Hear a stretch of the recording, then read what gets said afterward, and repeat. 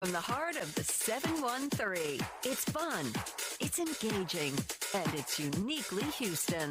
H-Town's hottest new show, Chattin' with Chelsea. Here's your host, Chelsea Edwards.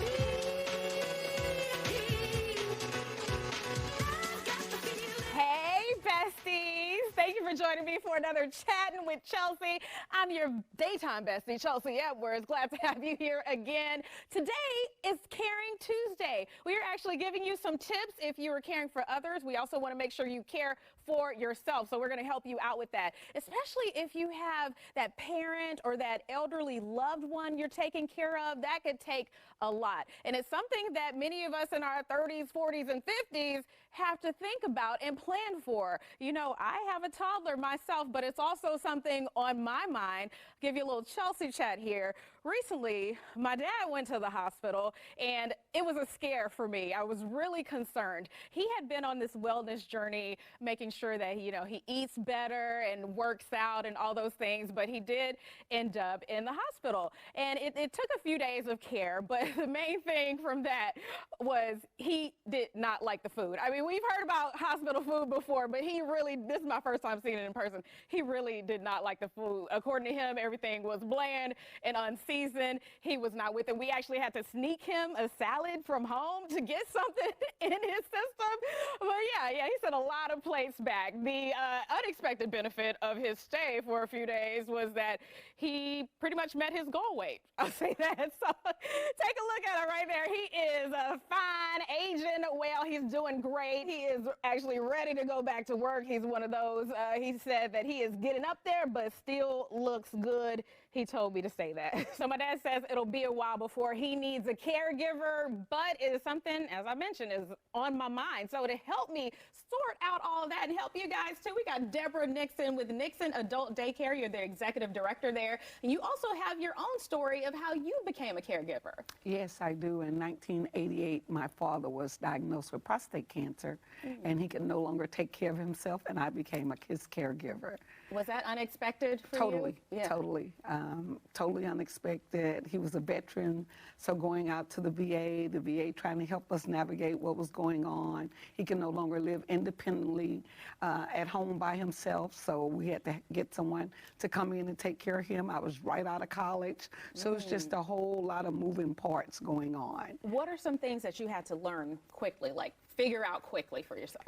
That the doctor said to me at the hospital that Elvis had left the building, and I had no idea what that meant. Elvis had left the building, and you know, my dad had dementia, Alzheimer's, and so I wasn't no longer his daughter. I was a stranger to him. So when he would say things or lash out, I was like, why are you saying that? You're my father. Yeah. So I had to learn real quick. And then tomorrow, hi, sweetie. Hi, dear. Okay. You know, yesterday, so you have to learn to navigate that one day he may be present and with us, and the next day he may be not. Ooh, so it's a muscle of understanding that you had to develop. Absolutely. So what are some things for people who feel like they won't be able to take on that role? We have so many people who are busy, so many women juggling so many things. I myself have my own kid. So if I am looking for someone who might fill that role for me as a caregiver, what are some things that I need to think about? First of all, you want someone who has taken care of someone. And when I say that, someone who has experience.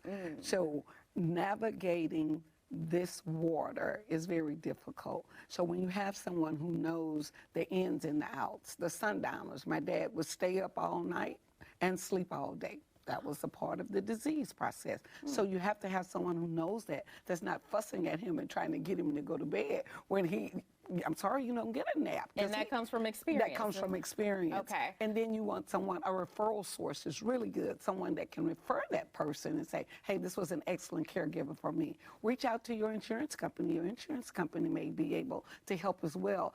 You may have long-term care insurance. And if you don't, now it's a time to look at getting long-term care insurance because it's not about if, but when. As we live longer, then we will end up with individuals that have Alzheimer's, dementias, and all those type of cognitive diseases. Okay, so you're saying don't wait until it's necessary for you to have a caregiver to start talking to your insurance about this?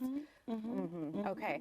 Anything in particular that we need to ask them about when it comes to, the breakdown, getting into the specifics? Because I'll get on the phone and just say, what do I do? Yeah, and that's good. That's Okay. good. At least you chose to reach out. And so you didn't wait until your dad went in the hospital, and now when he comes out, they say, hey, Chelsea, your dad can no longer live independently at home by himself. You can look at that now. Hey, I'm just checking to see what is available for when my dad gets to the point if he's unable to live independently at home by himself. So when it's kind of like insurance. When someone passes, we already have our plan. Right now, you can start looking. So when he gets to the point where he can't live independently, you already have a plan. That is smart. That's smart. Maybe something that we're not excited to do, but Absolutely. very important. Absolutely. You mentioned getting referrals from the insurance. Do people often get referrals from other people they know? Both. Does that usually work well? It works extremely well. I know that the caretaker that we ended up with that helped us with my mom, that individual had helped someone before. So not only did the ladies from church say, hey, when my mom got ill, this lady did extremely well. So we ended up using that individual for our mom as well. Okay, so they offered that information for you. Absolutely, absolutely. Is there a way that you would start that conversation with someone who maybe has an elderly parent, and you're wondering maybe they have Hey, a Chelsea, recommendation? have you ever thought about looking into getting some help? That easy. That's easy. That simple. Yeah, Okay. And they may have somebody. They may say, yeah, I have. As a matter of fact, so-and-so has been great. And there you go. And a lot of times what will happen also is the individual that you're caring for, they're telling you, I don't need no help. You don't need to do that. Right. See, that's what happens and we're listening to them. But remember, they're 78, 79, 80. Come on. Okay. You're the one that's in charge probably by now. You're the power of attorney by now. And we want to walk a fine line without crossing and taking away their dignity from them. So you do kind of want to still listen to them, but in the back of your mind, no, when Dad took that toothbrush instead of brushing his teeth and started to comb his hair, yeah, there's a little something going on there. Okay, things to look out for sure. Start making those plans. All right, we got a lot to talk about here because we want to make sure we're all in order, and we definitely want to take care of our caregivers as well, okay? All right, so we'll be back with more tips from Debra.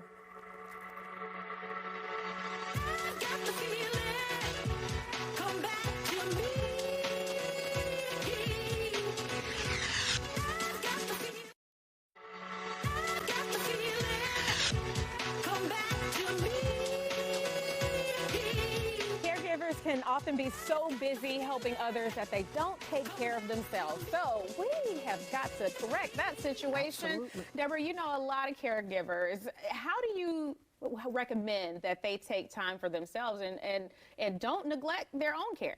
That's so hard to do, Chelsea, because we feel guilty when we stop for a moment to take care of ourselves. But I always like to use the analogy that they use on the airplane. Put the oxygen mask on oneself first before you put the oxygen mask on others. So if not, what will end up happening is we'll end up taking care of two people. Not only will we take care of the person in the bed, but the person who stands by the bed.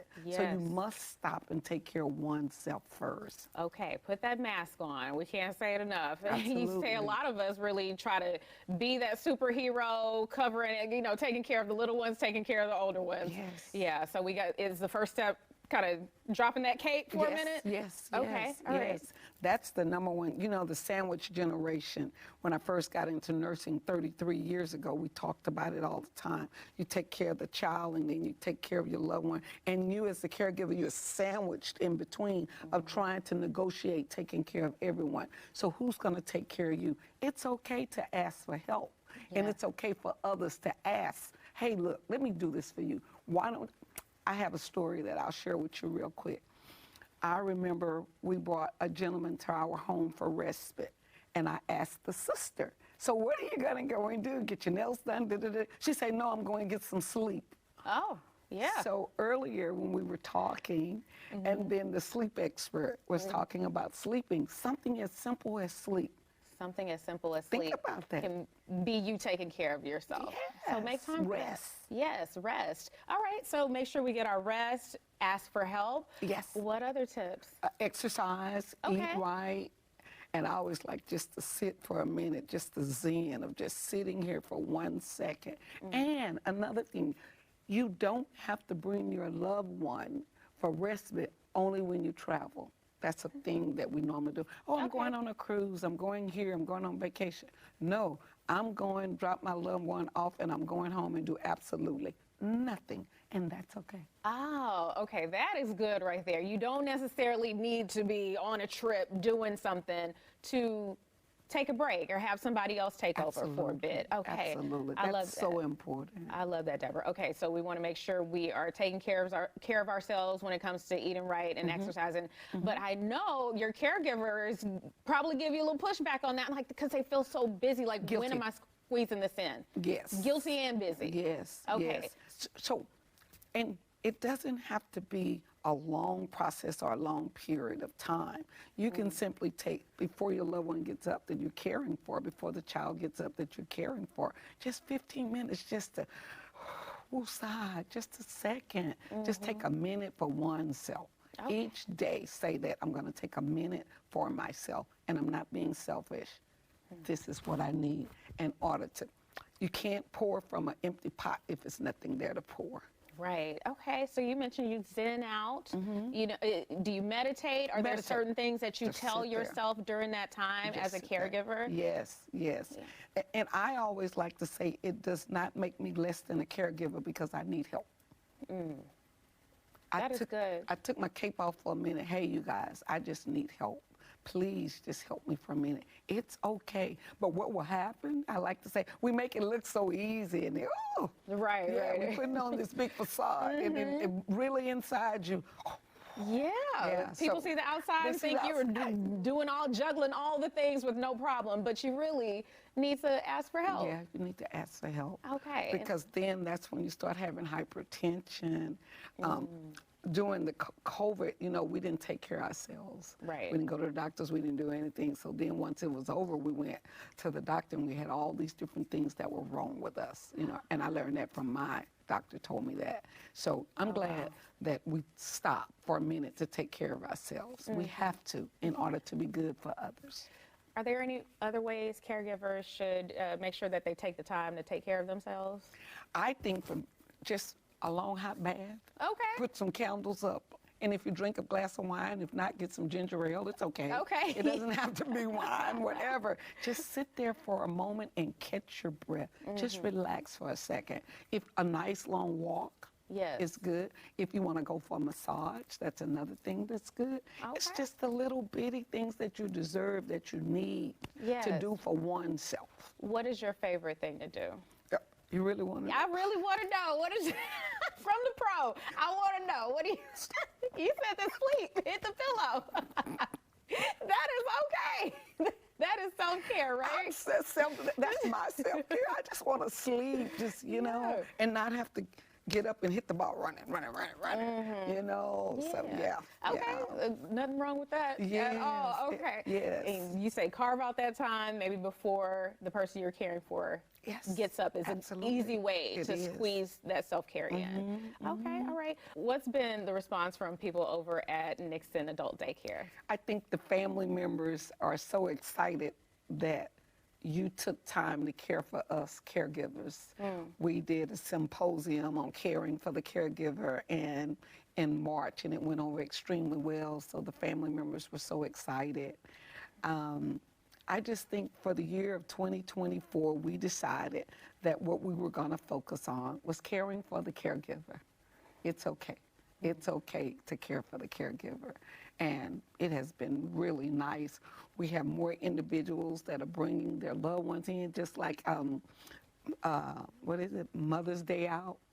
You think of that for the child. But if you're caring for your 80-year-old dad, Mother's Day out, you can bring him to us, get your nails done, go to dinner, go play bridge, whatever you want to do. See, I didn't think about that. Different, you have like drop-in options, or there are different options available. Maybe you don't need full-time caregiving, but Maybe even just for a break. Yes, just something for a to break. consider. Okay. So that's what has been, people did not know, and they're taking advantage of that now. Yes. Just bringing their loved one in for the day, or not necessarily for the weekend, but hey, look, can you watch? I want to get my hair done, nails, whatever. Oh. Some me time. See, that's helpful. I knew we had it for the kids. I did not know we had it for the adults. Yes, All right. Well, Debra, appreciate you so much coming in and opening our eyes to all of this, ways that we need to make sure we take care of ourselves. So you mentioned getting a massage is a good way to take care of yourself. So we take a trip to Blossom Massage with the caregiver to show them how to refresh and rejuvenate. We'll be back after this. Come back to me.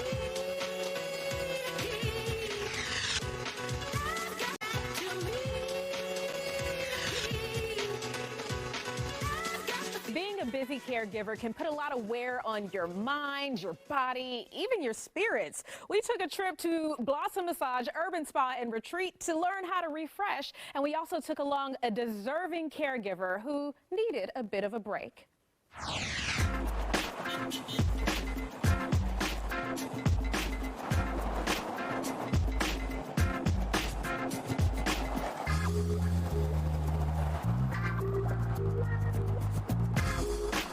I care for several people. I care for 2 of my uncles, 1 of my brothers, and my 96-year-old mother-in-law. My day typically starts around 8:30 in the morning, and I usually go to bed, say around 1:30.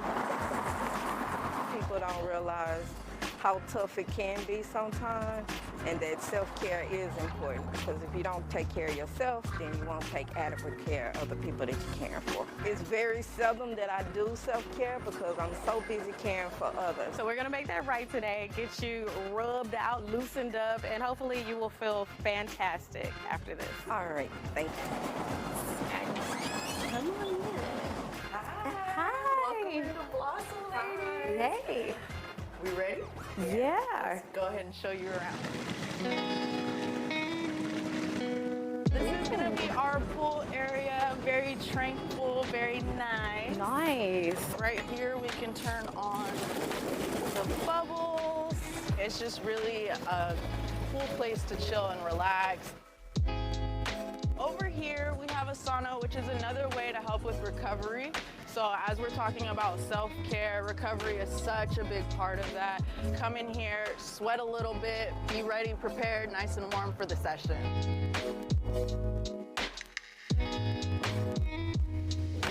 Come on in. Here are our changing rooms. So there's a robe in there ready for you. Go ahead and change into that, and then we'll take you back to your room for your session. A lot of caregivers are empaths, I would like to say. So they have a lot of empathy for helping people. With that, sometimes we tend to neglect ourselves because we're really trying to do the most for the next person. All right. Come on back. And that's just our nature. And for anybody that's into caregiving or help people on day-to-day, I feel like that's the normal thing. So come on in. So here is Deanne. She's gonna be your therapist today. And I am whispering because we do have sessions currently going on, but we are excited for your session today.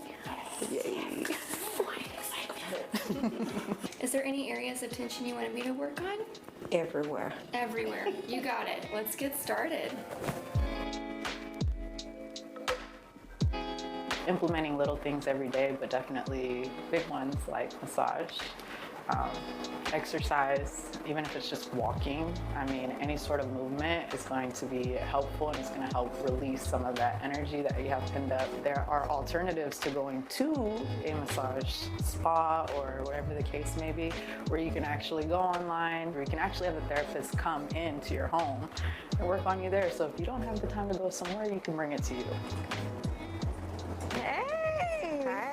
How do you feel? I feel relaxed. Rejuvenated. I mean, they gave you the full treatment, huh? Yes. Did you learn the importance of taking care of yourself today? Yes, I did. So what are you going to do now? Get a pedicure and finish my self-care, and then I'll be finished for the day. Okay, we're going to work that self-care in regularly now. Yes. I know you're all loose, but go ahead and give me a high five for taking care of yourself. Whew, feeling much better after that visit. All right, we are going to continue this chat with our final takeaways after this break.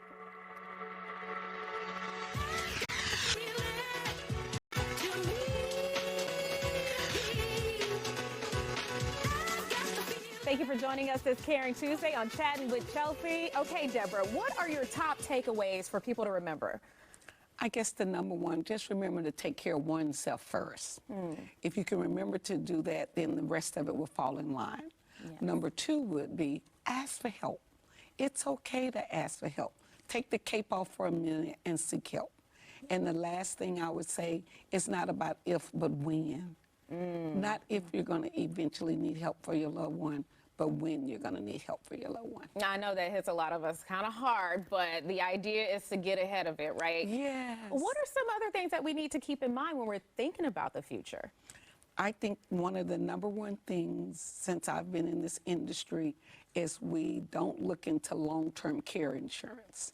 So that's an excellent avenue to look into, and you can look into it now when the individual don't need it. It's a lot less expensive than looking into it when the individual does need it. Okay, so the long-term care insurance that could help cover caregivers? Yes, Okay. absolutely. They may need to be placed in a long-term care facility, assisted living, independent living. It can help pay for things such as that. It can help pay for individuals that come into your home to assist with that. So it's an excellent resource to have long-term care insurance. Where do you find something like that?